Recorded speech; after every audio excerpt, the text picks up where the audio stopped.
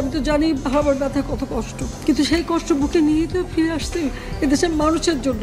পলাতক শেখ হাসিনা দিল্লির কোথায় বসবাস করছে, শেখ হাসিনার এই বাড়িটি দেখতে কেমন, সেখানে সারাদিন শেখ হাসিনা কি করে। বর্তমানে শেখ হাসিনা বসবাস করছে দিল্লির অভিজাত এলাকা লুটিয়ান্স জোনে, একদম ডিপ্লোম্যাটিক সাইলেন্স মোড়ানো নিরাপত্তার মধ্যে। দেশজুড়ে ছাত্র জনতার অভ্যুত্থানে পালাতে বাধ্য হলেও তিনি ঠিকই এমন এক জায়গায় বেছে নিয়েছেন, এমন একটি বাংলো যেটার চারপাশে শুধুমাত্র আর্মি হেডকোয়ার্টার রয়েছে। দিল্লির অভিজাত এলাকা লুটিয়ান্স বাংলো জোনের একটি সুরক্ষিত বাড়িতে বসবাস করছে হাসিনা। এই বাংলোর ঠিকানা হচ্ছে 11 রাজাজি মার্গ। শেখ হাসিনার এই বাংলোর ঠিকানা ভারত সরকার গোপন রেখেছে। অনুসন্ধানে জানা গেছে শেখ হাসিনার সেখানে বসবাসের বিষয়টি দেখভাল করছে ভারতের কেন্দ্রীয় নিরাপত্তা উপদেষ্টা অজিত দোপাল। দিল্লির লুটিয়ান্স বাংলো জোন প্রায় 2800 হেক্টর এলাকা জুড়ে বিস্তৃত। এটি হচ্ছে একটি অভিজাত আবাসিক এবং প্রশাসনিক অঞ্চল, যা ব্রিটিশ আমল থেকেই সরকারি মন্ত্রী, উচ্চপদস্থ আমলারা এবং গুরুত্বপূর্ণ অফিসারদের জন্য সংরক্ষিত করা হয়েছে। লুটিয়ান্স দিল্লি হচ্ছে নয়াদিল্লির একটি অভিজাত এলাকা। ব্রিটিশ স্থপতি এড্রিন লুটিয়ান্সের নাম অনুযায়ী এই অভিজাত এলাকার নামকরণ করা হয়েছে। দক্ষিণে লোডি রোড পর্যন্ত বিস্তৃত এই এলাকাটি তৈরি করা হয়েছে ব্রিটিশ স্থপতি এড্রিন লুথিয়ান্সের নকশা অনুযায়ী, এবং এটির প্রতিটি বাংলো আজও সেই ঔপনিবেশিক অভিজাতের সাক্ষী হয়ে দাঁড়িয়ে আছে। 10 এবং 11 রাজাজি মার্কের কোনো একটি বাংলোতে শেখ হাসিনাকে রাখা হয়েছে।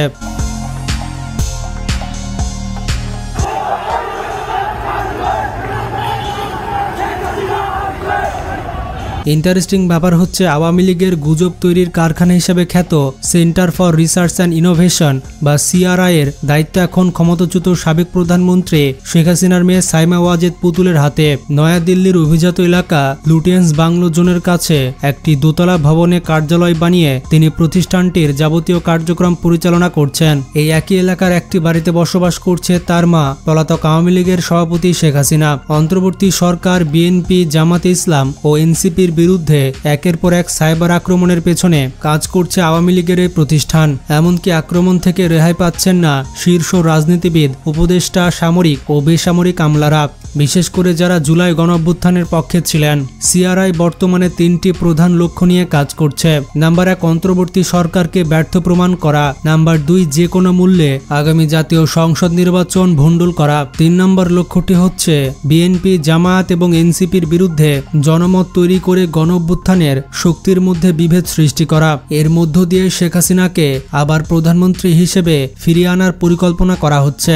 এর জন্য দেশে বিদেশে বিপুল অর্থ বিনিয়োগ করছে প্রতিষ্ঠানটি। 2024 সালের 5 আগস্ট ছাত্র জনতার নজিরবিহীন গণঅভ্যুত্থানের মুখে তৎকালীন প্রধানমন্ত্রী শেখ হাসিনা ভারতে পালিয়ে আশ্রয় নেন। তার পথ ধরে আওয়ামী লীগের বহু নেতা, সাবেক মন্ত্রী, প্রতিমন্ত্রী ও সংসদ সদস্য দেশ ছাড়েন। ফলে সিআরআই এর কার্যক্রম মুখ থুবড়ে পড়লেও ক্ষমতা হারানোর ধকল কাটিয়ে গত 3 মাস ধরে আবার সক্রিয় হয়েছে প্রতিষ্ঠানটি। এর আগে দীর্ঘদিন সিআরআই এর দায়িত্বে ছিলেন শেখ হাসিনার ছেলে সজীব ওয়াজেদ জয়, যিনি বর্তমানে যুক্তরাষ্ট্রের ভার্জিনিয়ায় বসবাস করছেন। শেখ হাসিনাকে দেশে ফেরাতে আওয়ামী লীগের তথাকথিত কালচারাল ফ্যাসিস্টদের কাজে লাগানোর প্রকল্প হাতে নিয়েছে সিআরআই।